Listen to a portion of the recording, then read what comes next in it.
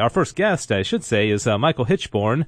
He is with American Life League's, he is the American Life League's Director of Defend the Faith. It's a project devoted to assisting bishops across the country defend the Catholic Church from attacks both within and without as well. And their website is all.org. You're probably very familiar with the organization. And the topic today is the Bill and Melinda Gates Foundation. They have an estimated endowment of $40.2 billion with a B.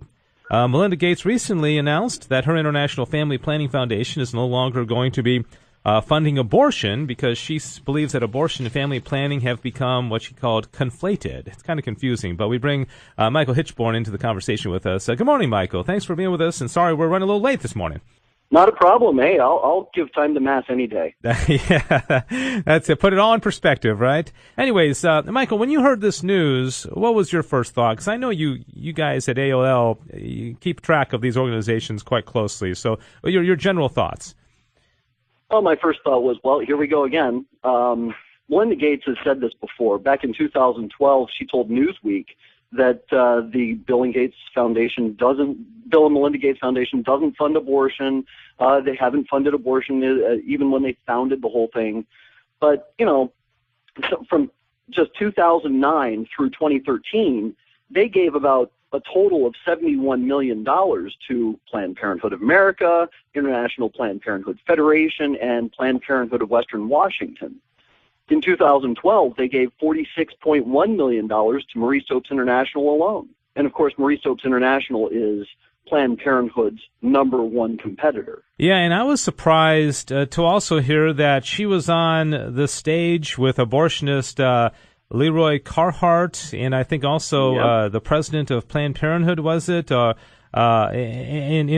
outside this country. And so I think it's a little disingenuous. And she's quoted as saying, quote, "I understand why there is so much emotion," speaking about the abortion issue, "but conflating these issues will slow down progress for tens of millions of women." And she said, "This is why when I get asked about my views on abortion, I say, like everyone, I struggle with the issue." And I don't understand that. I don't think everyone struggles with this issue. So I don't know why she thinks everybody struggles. Richards isn't struggling with it. Yeah, I'm not struggling with the issue. I think most of our listeners are not struggling with this issue. So it seems like a cop-out. She's trying to play it both ways, isn't she? Oh, absolutely. And the thing is, one of the things that they're saying is, well, we don't fund abortion because the money that we give to Planned Parenthood or to Marie Stopes International or IPOS or any of these other population control groups can't be used for abortion. So they're saying, well, we're giving to their family planning programs, but they can't use that money to fund abortions specifically. But the fact of the matter is, everybody knows that money is fungible. So for every $1 that they contribute to Planned Parenthood says, okay, well, we won't use that particular dollar bill for abortion. We'll just take the one that we had earmarked for it and move it over to the abortion side. Mm-hmm. And so that's how it works. So for them to say we don't fund abortion, well, they're expanding the abortion industry. They are expanding.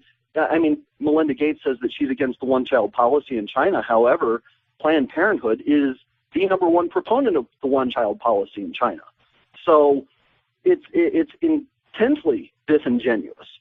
But here's an example of how the fungibility actually works. I want to give you an example. In 2013, the Gates Foundation hosted what they called a no controversy conference in Ethiopia. Okay, the conference isn't paying for abortion, right? Mm-hmm. But the problem is that at the conference, they had workshops prominently featuring abortion. Planned Parenthood, Marie Stopes, IPOS, they all led sessions like efforts to implement policies that expand access to safe abortion. That was the title of one of the sessions. Another one was titled Access to Safe Abortions. Another one was called Abortion and Quality of Care.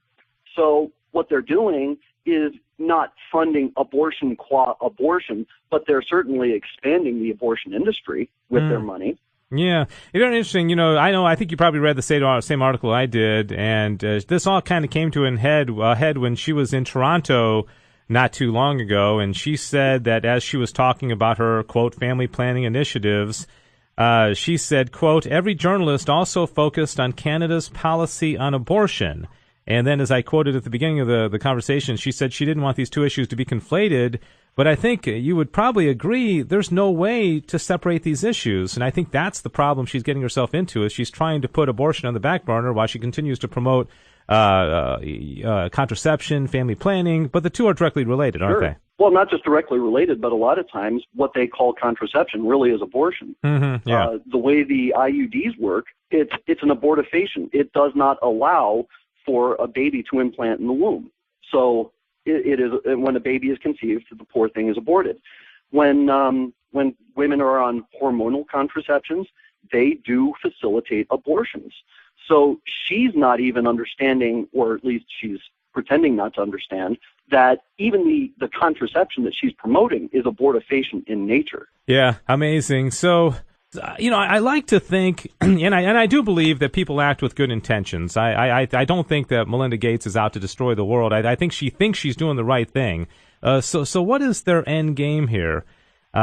She's obviously in a quandary because, she's stumbling all over herself. But what are they trying to accomplish with their billions of dollars? Oh, it's population control. I mean, that's the basic philosophy of anybody who's a materialist or a humanist.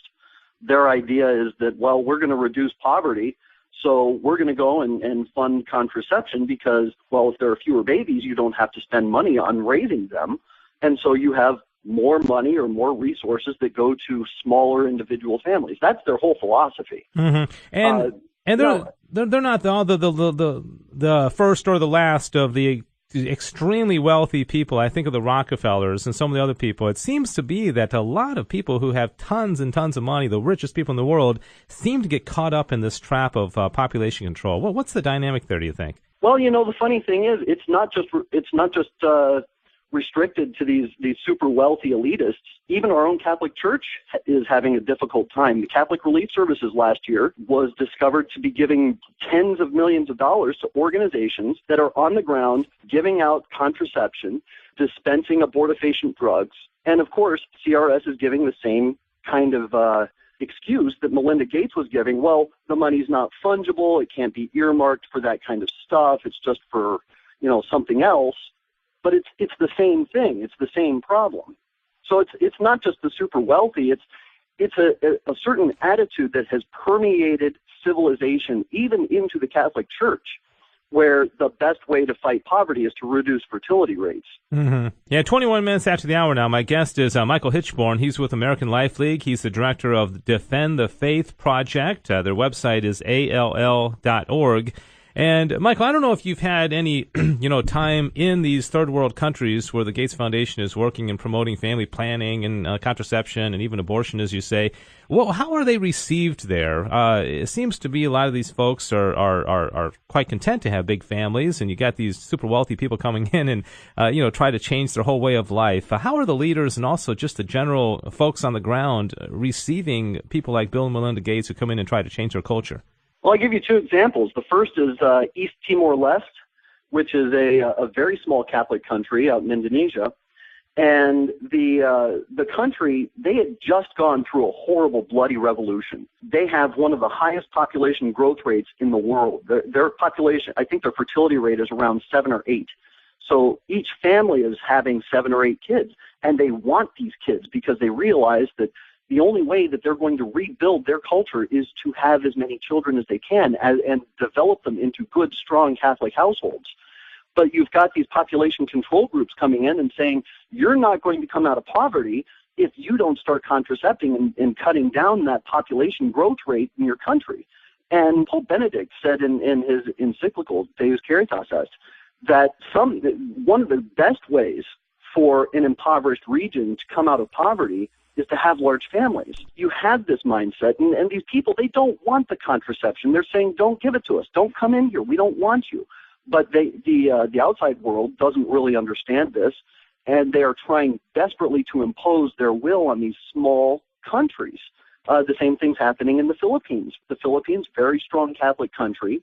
The bishops are very strongly opposed to contraception and abortion. The people themselves are, by and large, very much against contraception. But you've got the government who is now starting to accept international aid money, and what's happening there is they're starting to change the laws, because if they stop accepting the international aid money, or if they don't push contraception or family planning programs, they're not going to get as much in that international aid money. Mm-hmm. And so it's a monetary game. Yeah. Just a few minutes remaining with Michael Hitchborn. Michael, yes, you know, Melinda Gates is a Catholic. And I remember when I first heard that she was a Catholic. In fact, we went to high school together. She went to the girls' school I went to Jesuit High in Dallas, and she went to Ursuline. She's 3 years older than me, so the separate buildings altogether. But I remember finding out that Catholic was married to the richest man in the world, and what good she can do, in influencing this man. And has she ever been confronted directly with, gosh, this really flies in the face of your Catholic beliefs, some of the things that you're promoting? Do you know if she's ever been have ever addressed this directly? I am sure that she's been addressed by maybe somebody in the media, but I don't know if her bishop has ever addressed it with her. That's one of those things. The bishops tend to have these conversations in private, and they don't really announce, well, we had this conversation and she disagreed with me. So it's hard to tell what her bishop has said to her, but I would imagine that something has been said. Yeah. All right. Well, Michael, I appreciate your time. Real quickly, just have about a minute remaining. Is there anything else on your radar there at ALL that you want to let our listeners know about that's big news before we let you go? Actually, right now we are working to create a giant project leading up to the synod coming up this October to defend the family. And I highly encourage anybody to go to our website and keep an eye on what's going on. We'll have updates and everything else on our website, all.org. Like I said, it's a big push to defend the family in response to the Synod on the Family this October. All right, Michael Hitchborn, thank you so much. Sorry we had constricted a tiny bit, but I think we got some good information in. I appreciate your time this morning. I really appreciate you having me on. It's been a pleasure.